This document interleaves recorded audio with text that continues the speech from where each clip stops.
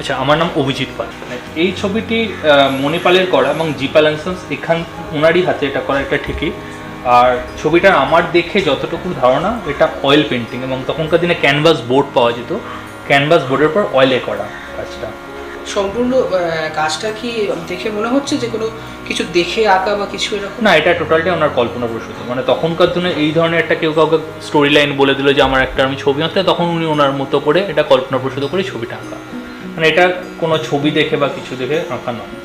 তাহলে মোটামুটি একটা তাহলে ধারণা পাওয়া যাচ্ছে যে সেই সময় গোপাল ভাঁড়ের হাতে এই ধরনের একটা স্ট্রাকচার। হ্যাঁ, কারণ যেহেতু উনি কৃষ্ণনগরের লোক ছিলেন এবং কৃষ্ণনগর রাজবাড়ির সাথে ওনার সুসম্পর্ক ছিল। মানে যেহেতু কৃষ্ণনগরের ওনার ইয়েতে মানে যাতায়াত ওনার ছিলেন, কারণ ওনার কাজের কালেকশন, গোপেশ্বরবাবুর কাজের কালেকশন কৃষ্ণনগর রাজবাড়িতে রয়েছে। সেই সুবাদে হয়তো ওনার কল্পনাতে যা হয় ওখানকার লোকমুখে ক্যারেক্টারটার সম্বন্ধে ধারণা করে হয়তো করেছে। এবং পোশাকের ধরন, মানে তখনকার দিনে বাঙালিরা যে ধরনের পোশাক